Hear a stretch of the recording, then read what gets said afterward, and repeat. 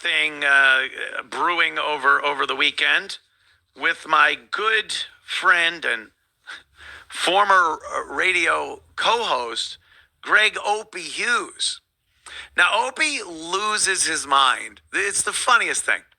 He loses his mind when he looks into his chat, which he does constantly during his, what he would like to call a show. And then somebody will say something like, did you hear Anthony was shitting on you with his friends or something? And they're lying. They just, I might have mentioned his show or his name came up when I was talking about O&A, and the trolls know it. Like, he gets like 30 views during his live streams. He gets 30 people that watch live. And out of that, I have to assume that maybe 5, and that I'm really giving him the benefit of the doubt here. Maybe 5 of those people are actual fans.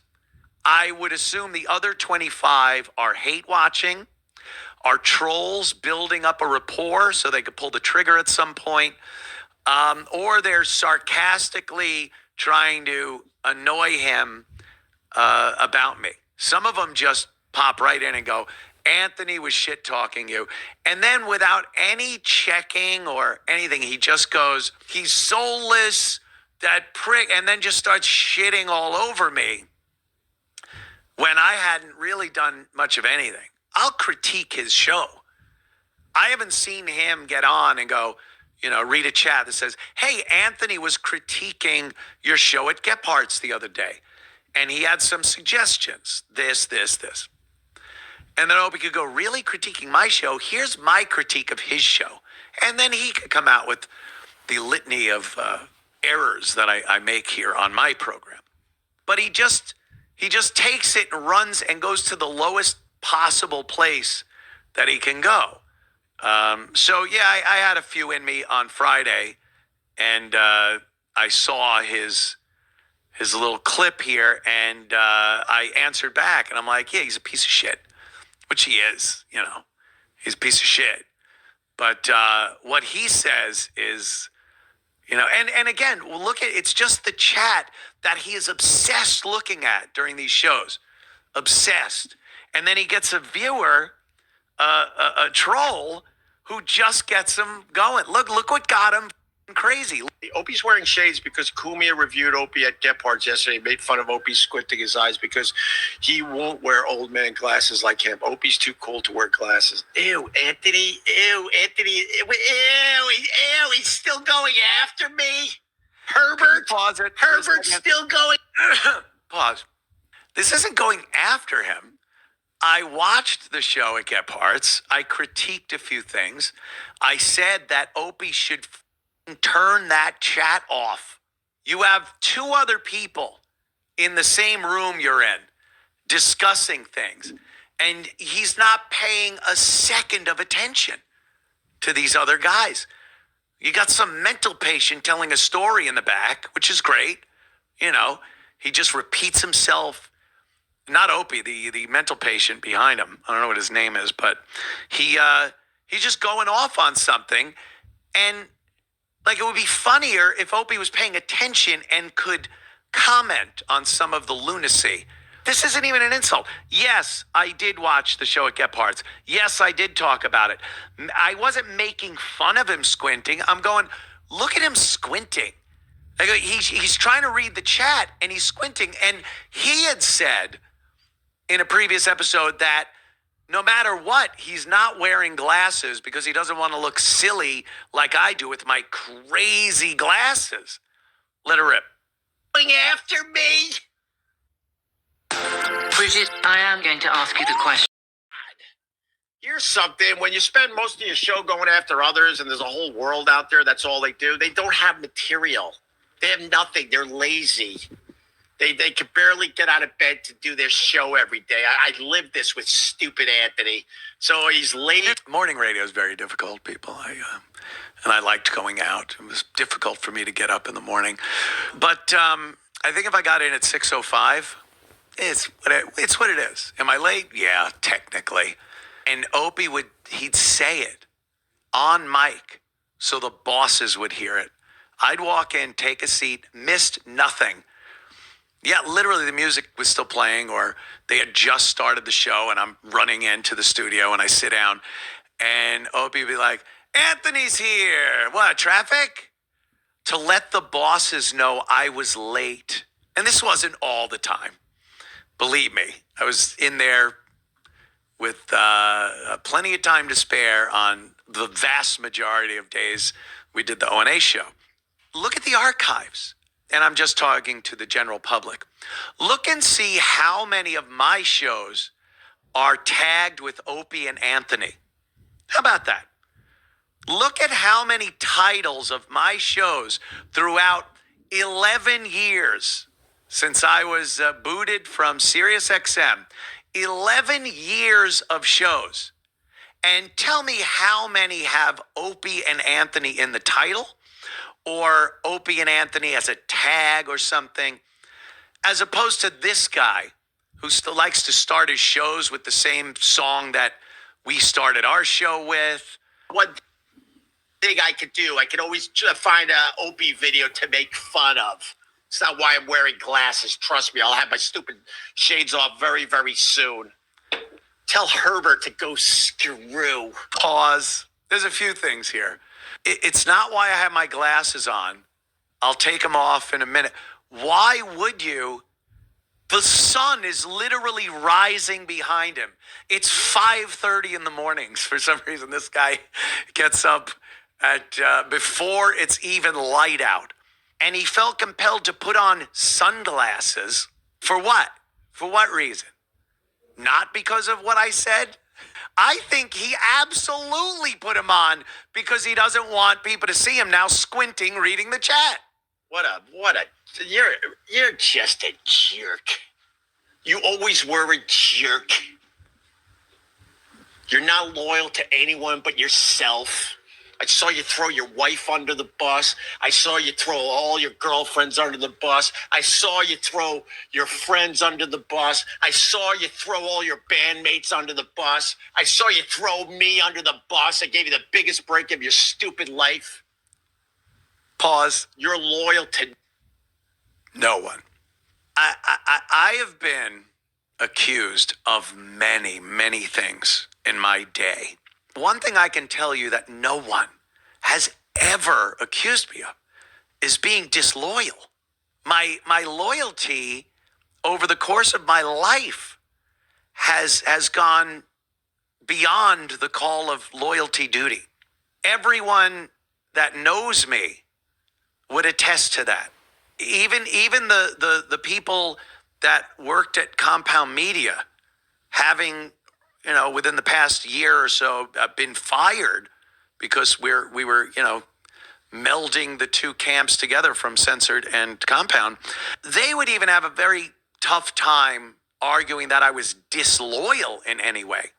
I kept that company going on fumes and made sure every fucking pay period they all got paid. I literally withdrew money from my savings account to put into the corporate account so that those paychecks would go out on time. That's what I do. That's what my loyalty to my staff was. And look, things don't go on forever. We change. We had to do something. But for that last couple of years, I just kept it going out of, I enjoyed doing it, and I enjoyed the people that worked there. They were loyal to me. I was loyal to them. I don't think anyone could argue that. Now, this, on the other hand, when you talk about loyalty, I've never worked with or known someone who has fucked more people over under this false guise of being friends or coworkers or something than Greg Opie Hughes. He acts like a scorned girlfriend, like a woman. And then friends? What friends? I am dear friends, real friends, with the same friends I've had from the time I was in high school So from that entire time period, from the time I was 16 till now, I have made and kept friends. This guy, I hear about one or two frat boys that he's known over the course of the years, and then that's it. And then there's just people he feels he can use and utilize to get another jump up on the social media YouTube thing, whatever it is. Whether it was Carl or the comedian of the week, and now it's these Gephardt guys. Whatever his friend of the week is that could help him, that could give him a place to do his show, a bar, that could give him material. There's a nutty guy that comes in and just spouts off insane rhetoric.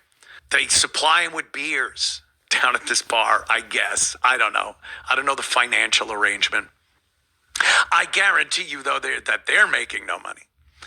I've said this 1,000 times. There is not one person that I know of that we have worked with over the course of the Opie and Anthony show that have remained friends with Greg Opie Hughes. I don't know one. Every single one of them. I went to WAAF for their farewell broadcast. I went on the shows, Mistress Carrie. We went out, we drank, we laughed, talked about good old times at WAAF. The only time Opie's name came up was when people were conveying a story about what a prick he was to them. But it's my fault. I've somehow magically influenced all these people. It's batshit thinking. The majority of people you've ever known or worked with don't like you. It's you. We would go into a meeting with the bosses, whether it was anywhere. Not so much AAF because we didn't really have anyone working for us. But once we hit W and started getting a production team together, it started.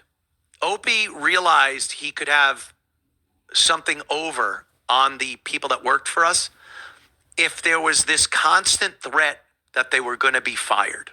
This is what he did. So we'd go into the meetings with these bosses and kind of shit talk.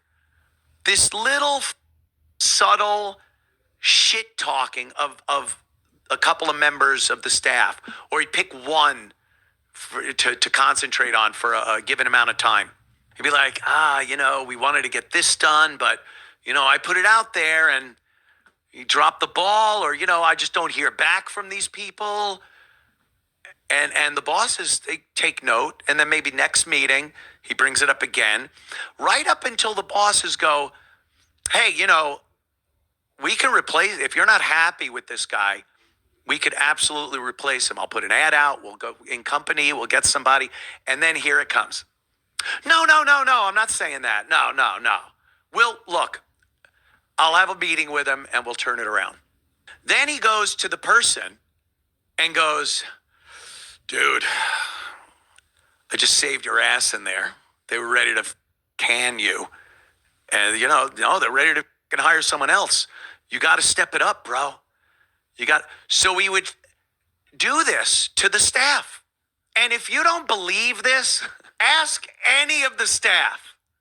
E-Rock, Travis, anyone that worked with us at Sirius Satellite Radio, Sirius XM, WNEW. So he would do this. And subsequently, some people would. He would, set them adrift. And Carlisi was one of those guys. Steve Carlisi. And Steve, he definitely had issues. This guy, I believe, not talking out of school. I worked with him for many years, but he didn't seem like he was a happy guy. And it was kind of sad because he was very funny, talented. He was a fun guy to be around. But he had his demons. And I don't think it was imperative to get rid of Steve when they did. And I think it was very detrimental to his mental health to get rid of him. I think that should have been taken into consideration when looking to get rid of that guy. And he was one of the prime guys that used to get shat upon by Opie in the meetings with the bosses. And then he'd go back, Steve, dude, how many times I can't save your job every day. Meanwhile, the guy that was initiating the whole thing went in there and shitting on the staff was him. And part of the reason was the recognition that myself and Jimmy got for what we were there for, the show, being entertaining, being interesting, being compelling, being funny, getting the accolades, the bits that people would talk about when we're out on appearances. Opie would have to sit there while we're signing and have people come up to me and Jimmy and go, God damn, dude, I had to pull my car off the road when you guys were talking about this, that, the other thing. And Opie's just sitting there. No one mentioned one of Opie's bits, segments. Remember he threw the poker chips at the woman. Yeah, remember that. Oh my God, he smashed the CD and Bernie gets one crazy. Sure, great one. What have you done for me lately? And when that really started taking hold, Let's go! With the Paramount Plus with Showtime Plus. Did a position, a place in this show, because he was starting to feel like he didn't have a place. He said that before. I felt like I was an outcast on my own show. So it went like that for a while, and he thought, well, I'll be the guy that they're afraid of. I'll get that respect out of fear. I won't sign a contract until 1 minute before it's due, letting everyone sit around wondering if they have a job tomorrow. They've been working at this job for years. They have families. And Opie sitting there going, will I sign? Won't I sign? I'll wait 1 minute to 6 and I might sign it. Imagine putting your employees through that. They're not going to look at it and go, wow, that was so cool. I respect that guy. They're going to go, what an asshole. And then years later, when they talk to people and his name comes up, they're going to go, what an asshole. So he wants to talk about loyalty. He wants to shit on me about loyalty. Get the out of here. I'm an internet tough guy. Just ask Kevin Brennan. He's incapable of answering this back. He can shit on me more. He'll do that. But he'll never be able to address everything I just said about the friends and former employees and bosses even and whatnot. So loyalty, if you're loyal to someone, they don't end up despising you and shit talking you. No one but yourself. Could someone fix that in the edit? Thanks. It was almost a perfect rant until the end, and then I fumbled a little bit. But tell Herbert to go screw. He does all my bits, too, on the air. He does all my little idiosyncrasies and little lines that I would say, because that was my go screw. That's mine. And I'm going to leave it out. The Herbert thing. Is that something he learned from his kids? Is that like part of the youth's thing? Because I've heard of a Herb. Oh, that guy's a Herb. He's a Herbert. What? Never heard of that before. Yeah. And when he accuses me of being disloyal, that is such a projection. I had to tell him, I've written it in books. I had to tell him to not do this.